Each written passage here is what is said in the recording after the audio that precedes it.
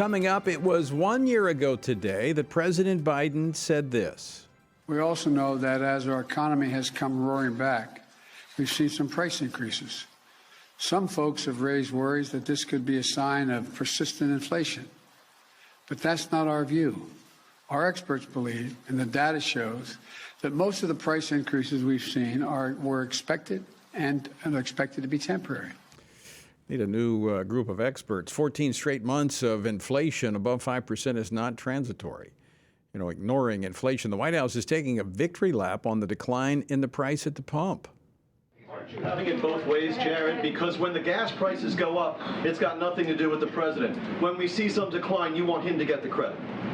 Look, I think that there's no both-way thinking here at all. I think that there has been a consistent, I think, pressure on this White House to try to do everything it could to ameliorate inflationary pressures, and the president has reacted from the beginning, talking about how this was such an important priority to alleviate these pressures on behalf of the American people.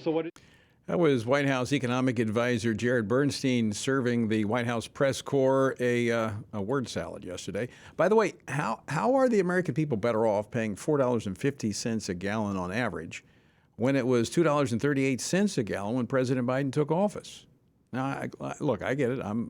It's not the $5 we were paying last month, but it's not the $2.25 we were paying either when the president, or Mr. Biden, was in his basement.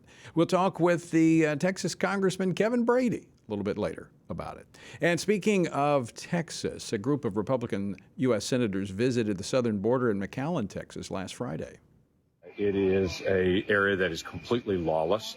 I've met with some of the owners of some of the farmland in this area. They are incredibly frustrated with the number of criminal elements that are coming across the border. Many of these folks have lived here for 50 years plus, and they're very aware of what this area used to be like, and now they know what it is like now.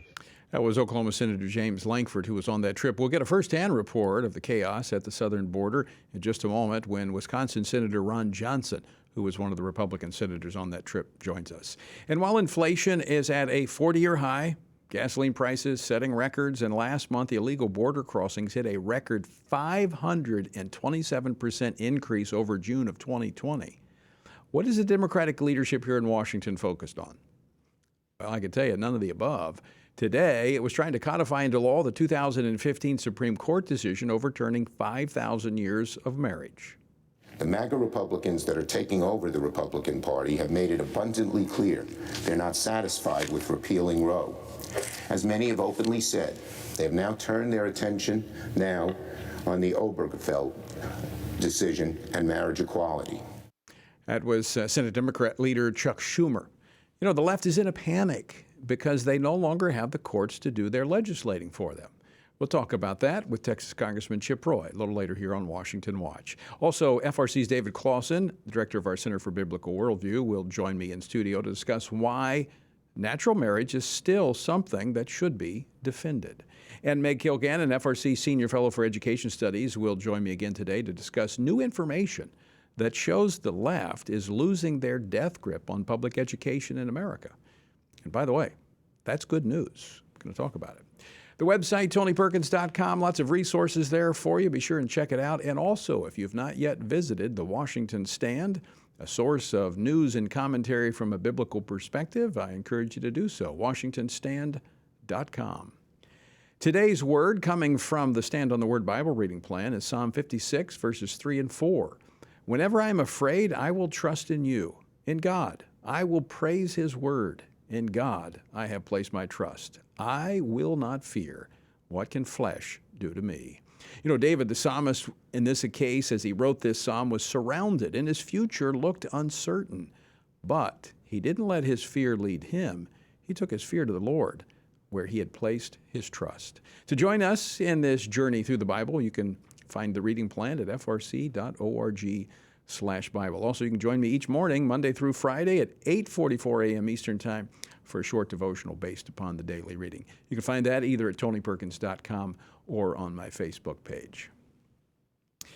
Well, despite a year of record-breaking inflation, continued supply chain issues, and lawlessness at our southern border, Congressional Democrats are focused on abortion, same-sex marriage, and anything else they can find to distract from the Biden economy. With me now to talk about this is Senator Ron Johnson of Wisconsin, who recently traveled to the southern border to witness the chaos. He is a member of the Senate Homeland Security Committee and the Government Affairs Committee. In fact, he was the chairman, and he joins us now. Senator, welcome back to the program. Well, Tony, it's good to be back. Now, I read your report from the border, and it was shocking. Tell our viewers and our listeners what you saw at the southern border. Well, Tony, I've made multiple trips. You always see something new.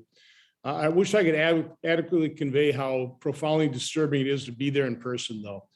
We arrived at the border pretty late Thursday night, immediately encountered a small group with small children. There's a little 6-year-old, little 7-year-old girl unaccompanied. They were put together with this group. All they had was a little plastic bag full of their birth certificate and a note card with a address and a phone number. Had they lost that, they'd be lost. We also heard from one of the reporters on the scene that earlier, not that day, but earlier, similarly aged little girls were being treated by CBP at that exact location after having been brutally raped. I have heard for the first time something called either a rape tree, a panty tree, or a taunting tree. This is where the human traffickers will sexually assault one of their victims, and then just to taunt Border Patrol, they'll hang their panties in a tree just to show how they can do this impunity. There's nothing that Customs and Border Patrol can do. So, the human depredations, you realize a very large mass murder recently occurred in America. It didn't involve guns. It was the direct result of President Biden's open border policy when 53 people, human beings, died in that tractor trailer, including 3 children. So, again, the Biden administration calls their policy humane. There's nothing humane about this whatsoever. The out-of-control flood of deadly drugs, the sex trafficking. How do you think young women pay off their $5,000 to $8,000 human trafficking fee? It's sick.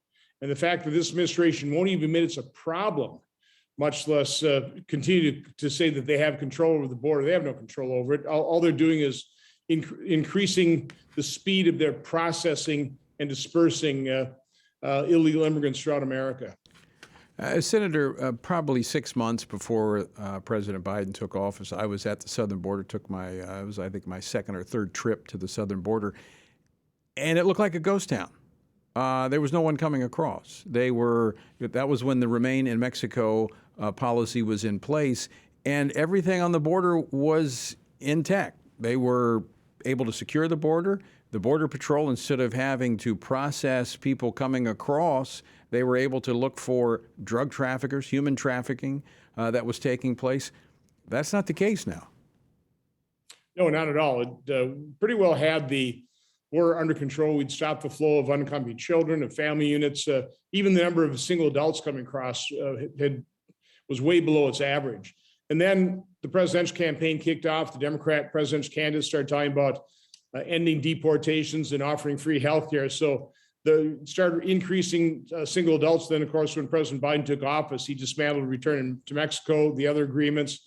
And now we're dealing with the last 4 months, over 7,000 people per day are being encountered by Border Patrol. They don't even call it apprehensions anymore. And that compares, by the way, under President Biden, he called 2,000 a day a humanitarian crisis. Now we're over 7,000 a day, over 6,000 people per day since the Biden administration started.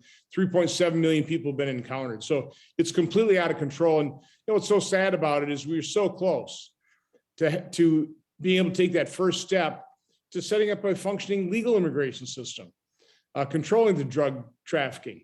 But President Biden blew that all up. It's really sad. It's disgusting, quite honestly. What this essentially is, in effect, and I want to go through some numbers here in a moment, but this surge at the border, well, it's not really a surge, it's just continuous, but it's kind of like a blitz. And when you have all of these individuals coming across the border, and they want to be caught because they want to get asylum here, they want to be let into the country, but as Border Patrol has to take care of those individuals, that's where the human trafficking, that's where the drug trafficking takes place, because Border Patrol can't deal with that. So what are we looking at across the country? This is not just a problem for Texas, Arizona border states. This is now a flood of illegal drugs and others illegal immigrants coming all into the United States in every state. You're right. It's deadly drugs to every small town, every community in America, and they are deadly. I was briefed about a year ago. The number of counterfeit pills is about 1 in 10 had enough fentanyl to kill people. Now it's up to 4 in 10 because they're just sloppy. They're not trying to kill their customers. They're just sloppy in terms of how they compound these things. But again, the Biden administration is doing nothing to stop it. And we're experiencing a record number of deaths from drug overdoses. So let's talk a little bit about the numbers. This past June, historic numbers, a 527% increase over 2 years ago in June of 2020. As you mentioned, 200,000 illegal crossings in the last 4 months. Now, these are ones that have actually been apprehended. They're looking at, since President Biden took office, that there's 800,000 what they call gotaways. We could have 1 million people that we don't have any clue about that have just walked across that border since President Biden took office. Yeah, those are the known gotaways. They're also the unknown gotaways. And that's one thing we heard at the border too. McAllen, which is probably the primary place for people that want to turn themselves in to go. But there are other sectors where they mainly have gotaways. They're not capturing. It's a very desolate area. Now, those are the people probably from, we've apprehended people from 150 nations. You don't think that's a national security threat? The gang members, again, the drug flow. So this massive flow of illegal immigrants. And I just always use the daily numbers because I think it's what shows you how overwhelming this is. Over 7,000 people a day.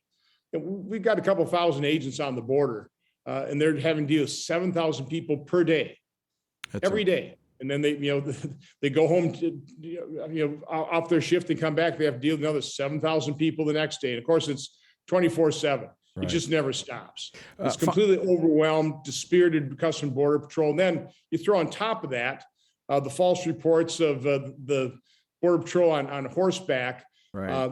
And because they were false reports, Biden administration can't admit they're wrong, so they're bringing them up on other false charges. It's sick. Senator, just got 30 seconds left, but when was the last time President Biden was there at the border to observe the situation? He hasn't been there as president, nor as Vice President Kamala Harris.